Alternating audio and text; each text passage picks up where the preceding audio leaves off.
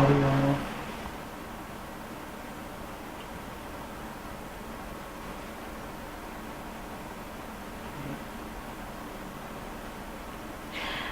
All right. I like your donut socks. So cute. Thank you.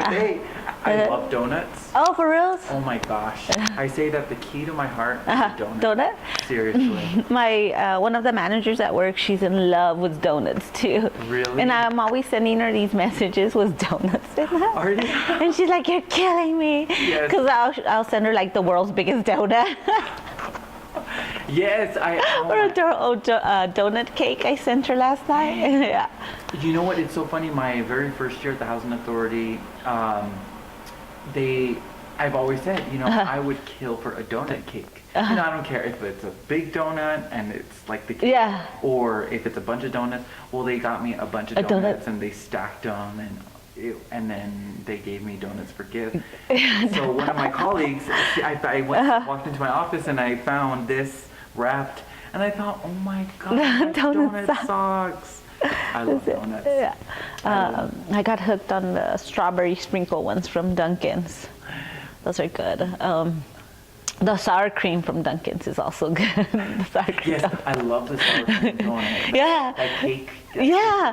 I ate it by accident. Well, actually, I didn't eat it by accident. There was no other donut left, and I was like, I guess I'll eat that one. And it actually turned out to be really, really good. So, Yes, it's like suckers. Yeah. Because I have to say that's actually a top 3 in my list, the sour cream donut, which Dunkin' Donuts seems to be like the only place that sells it. It's weird. Yeah. Well, yeah, that's true, huh? Because I mean, others sell versions of it, but it's really not the same as Dunkin'. But I love donuts. I can eat any donut, anytime, any day. Okay. Okay. That's my story. But we're here to talk about your story. First of all, can I just so that way I have it correctly, your first and last name? It's Ana Marroquin. Marroquin. And that's Marroquin? Yes. Okay, perfect. I want to make sure I spell it correctly. And well, first of all, congratulations. Thank you. This is really exciting. Buying your own home. Now you're here.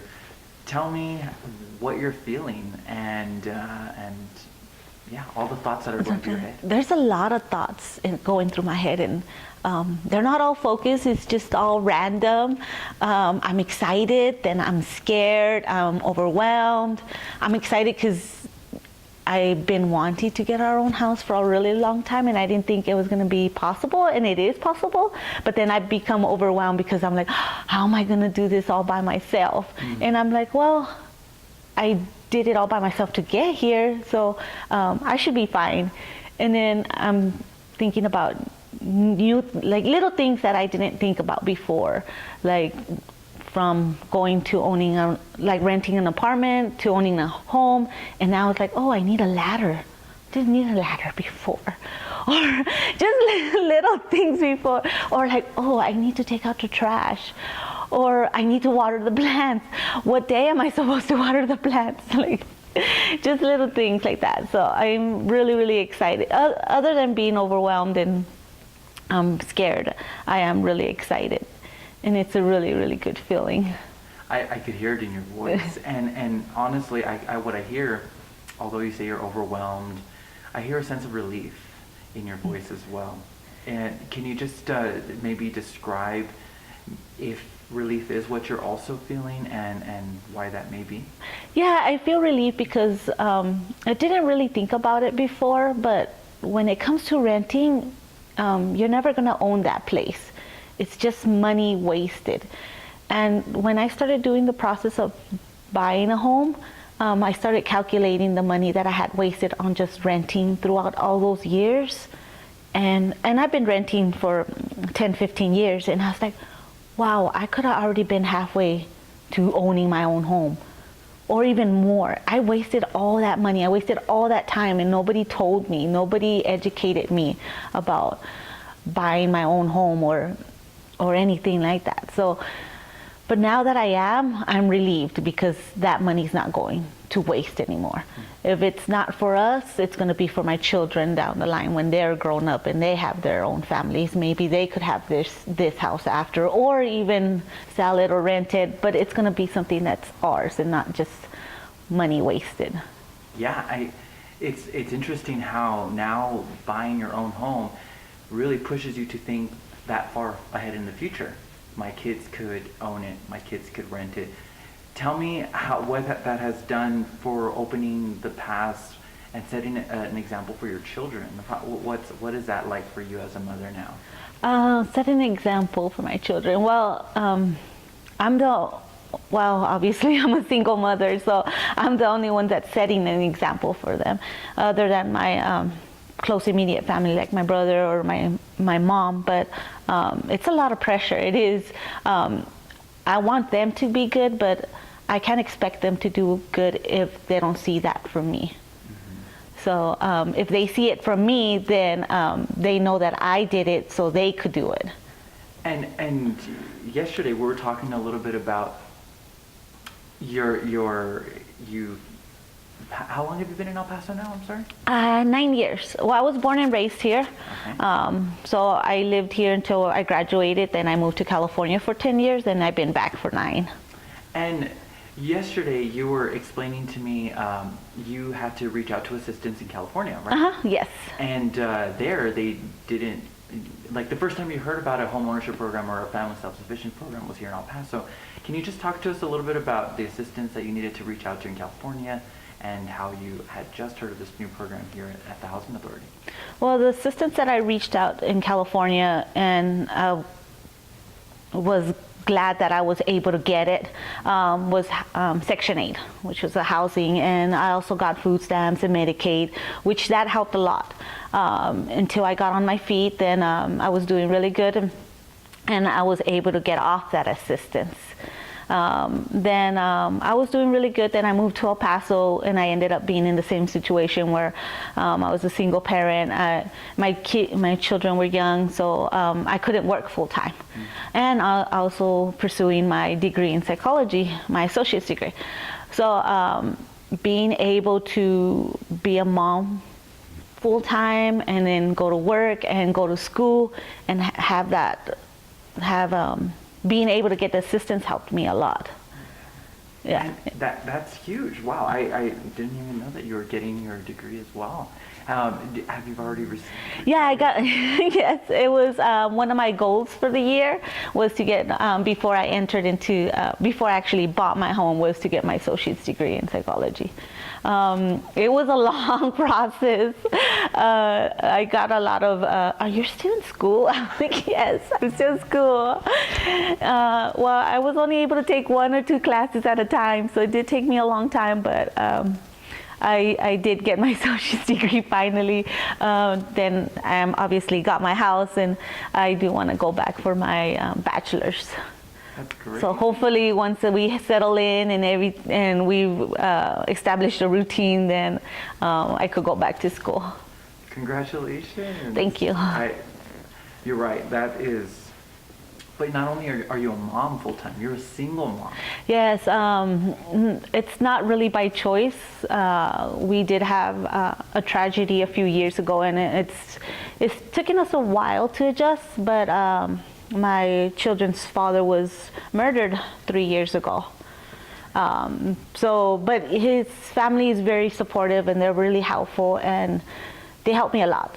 So I get emotional because now that he's gone, I feel like I'm doing everything by myself, especially with making decisions with the kids' future or even financially or anything like that. I'm really sorry to hear. Oh, no, that's okay. But I mean, wow, that's a huge thing to be a mom, period.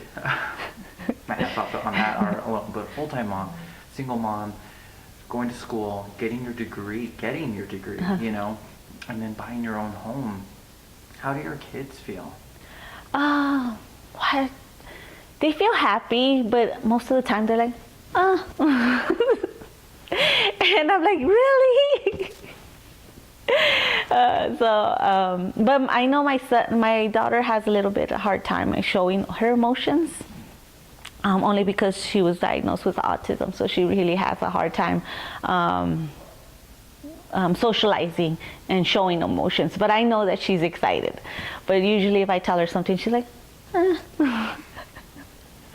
And then my son is sick, so he doesn't understand the whole process and the whole thing. And he's like, when can I meet friends?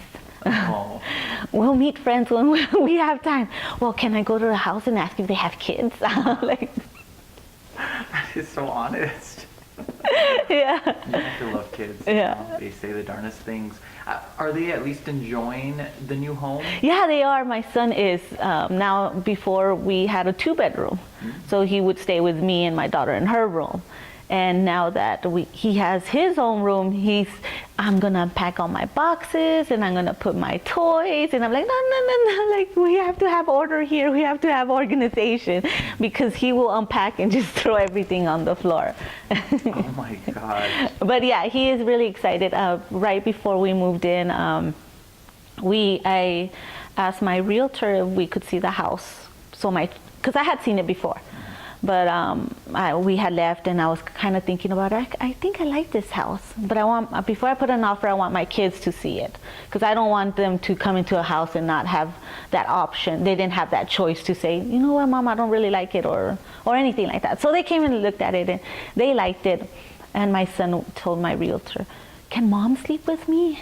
Like one night in my room, and then I sleep with her in her room," because he's not used to having his own space. Yeah. So I know he was excited. And your realtor's like, you could do whatever you want. It's your home now. Yeah. And with going through the process. So first of all, just describe to me a little bit about when you came to the Housing Authority here in El Paso. How did you learn about the FSS program? Oh, actually, honestly, I don't remember. I think it must have been a flyer that I had seen, or one of the technicians had told me about it. It's because I've been dealing with Sergio for a very long time. We have teamed up for, I think, the last 4 or 5 years, and it took me a while to get to that point where I was financially stable to be like, okay, let's do this. But I believe it was a flyer that I remember seeing when I had gone in one time, and it was just, I'm like, oh, you know what? It sounds interesting, and I think they had a class or a presentation, and they talked about it as well. Oh, you know what? I think I remember when we were filling out the papers, because I know when you first fill out the papers, there's a class, and then they tell you about where you could rent and whatnot, and what the do's and nots. Mm-hmm. And I think that's where I heard about it. Okay. And when you first joined, because you learn about it, but yeah. You actually have to join the FSS program. When you first joined, what were some of the big goals that you had besides just buying your own home, and how did you feel about obtaining those goals? Some of my goals were to graduate with my associate's degree, because I had already been on and off from school, and I had never haven't finished. So that was one of my goals. Another goal was to be financially stable with a full-time job. My third goal was to have money saved in the bank. And one of my fourth goal was to fix my credit, because I had horrible credit. As a young adult, coming out of high school, I had horrible credit, and for a long time, I actually paid just with nothing but cash. I had no credit, so I had to fix my credit. So that was one of my goals. And it sounds like you hit it, because obviously you wouldn't have a house. Yes, that's true. Yeah. And forgive me if it's too much to ask. You tell me. Okay. I respect it, but it sounds like you joined the FSS program with your husband. No, actually, we were already separated. Oh, okay. Yes, we were already separated. He lived in California. Mm-hmm. That's where the incident happened, and me and my kids had moved here to El Paso. well, my son wasn't born at that time, but me and my daughter had moved to El Paso because I felt like this was a better opportunity for us. My mom lives, well, most of my family lives in California, but my mom lives here. And she's always lived here, and she's an elder already. So I felt like I needed that time to spend with her, because sooner or later we're not gonna have our parents, and I wanted my kids to experience their grandma at least, because my dad passed away a few years ago, and actually I think a long time ago. But yeah, no. Well, when my father passed away, he was 92.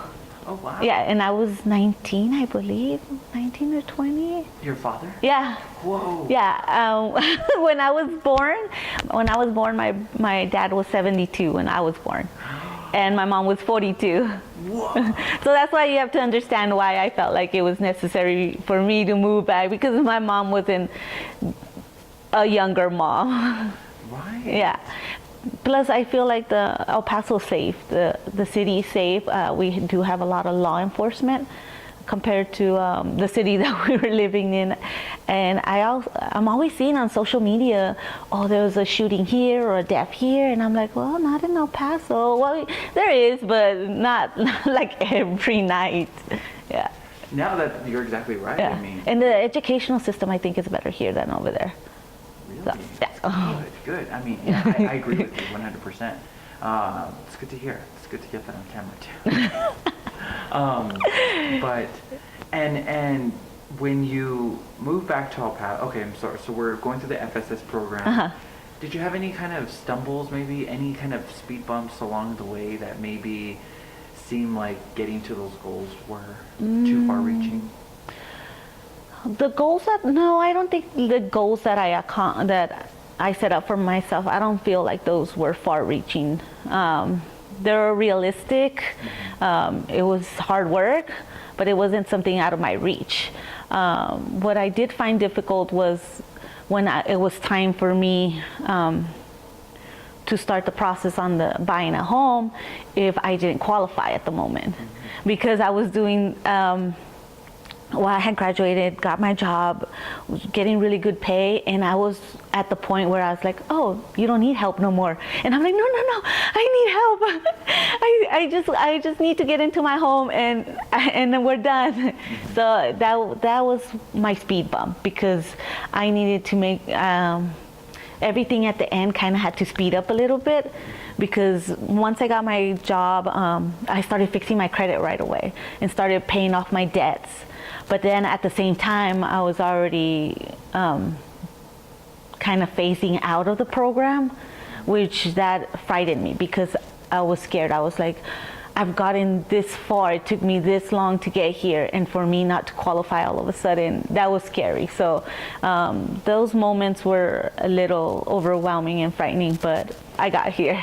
And Sergio worked with me, so he's like, okay, he's like, it's gonna happen, calm down. And I was like, but Sergio. Yes. Yeah. We do have those moments. Yeah. But it happened, and you just closed, literally, on December 5th. So what's been the process like now that you're here in your home? You've only been here for a few days, couple of weeks? Yeah, I've only been, actually, a week. Well, not even a week, because I moved in on last Friday. So tomorrow will be a week. It's been fun. We're still getting a little bit adjusted with the commuting like to work and to school, making sure that we're leaving on time, and making sure that we give enough space just in case there's traffic. Because before, my apartment was like 4 minutes away from work, 3 minutes away from school, so everything was really convenient, and now we live a little bit further, which I think that's fine. Getting this house compensates for all the other little things. Yes. Yeah, and I do find it strange, because sometimes my son's very active, and before we lived on the second floor, so he would always be jumping. I'm like, don't jump. The neighbors, like, they're gonna get upset, especially like at 6 or 7 in the morning. And the other day he's jumping, and I was gonna tell him, hey, stop jumping, and then I was like, oh wait, no, we don't have to worry about anybody. We could do whatever we want here. That's great. We don't have to be quiet. We don't have to not stomp Or watch movies loud. or watch movies loud.